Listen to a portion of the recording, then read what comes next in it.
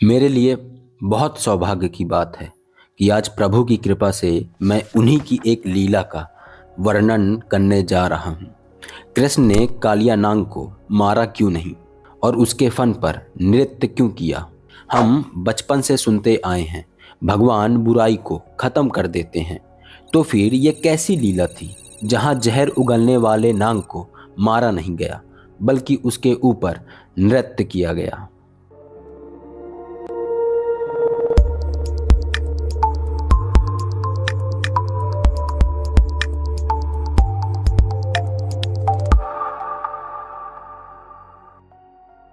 यह एक पौराणिक कहानी नहीं है, यह मानव मन का एक्सरे है। यमुना नदी को देखो, कभी शांत कभी उफनती हुई। शास्त्र कहते हैं यमुना मन है, और जब मन में अहंकार, क्रोध, ईर्ष्या, तुलना, डर धीरे धीरे घुलने लगते हैं तो वही मन जहरीला हो जाता है। आज की यमुना कहाँ है? सोशल मीडिया स्क्रॉल करते हुए जब किसी की सक्सेस को देखकर अंदर जलन उठती है, वही कालिया है। किसी की एक बात से दिन भर गुस्सा घूमता रहता है, वही कालिया है। रात को सोते वक्त भविष्य का डर सिर पर बैठ जाता है, वही कालिया है। वह सांप बाहर नहीं है, आपके अंदर है। अब असली सवाल, कृष्ण ने उसे मारा क्यों नहीं? क्योंकि मन को मारना संभव नहीं है। तुमने नोटिस किया, जितना तुम सोच को दबाते हो वह उतनी जोर से लौटती है। मैं गुस्सा नहीं करूँगा और अगले ही पल एक विस्फोट। मैं कंपेयर नहीं करूँगा और फिर वही साइकिल वापस से रिपीट। मन से लड़ाई मतलब मन को और ताकत देना। कृष्ण जानते थे युद्ध समाधान नहीं है, इसलिए वो लड़ने नहीं आए, वो जागरूकता को लेकर आए। ध्यान दो, कृष्ण बच्चे के रूप में आते हैं। क्यों?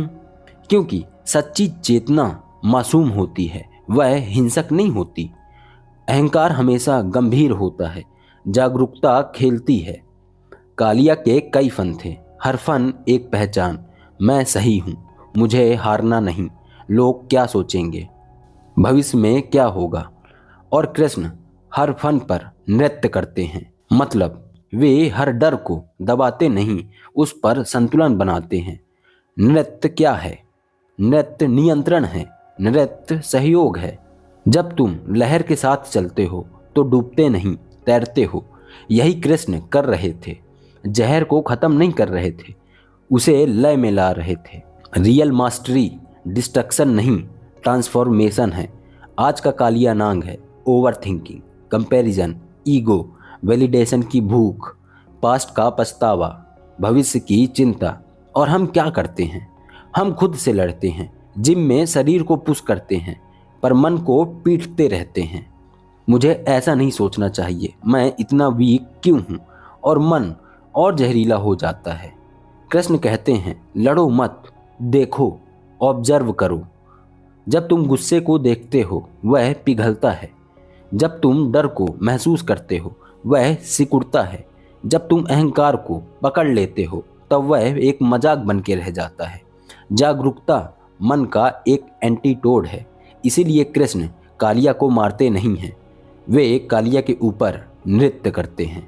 मतलब मन अब दुश्मन नहीं, साधन बन जाता है। और यही सेल्फ मिस्ट्री है।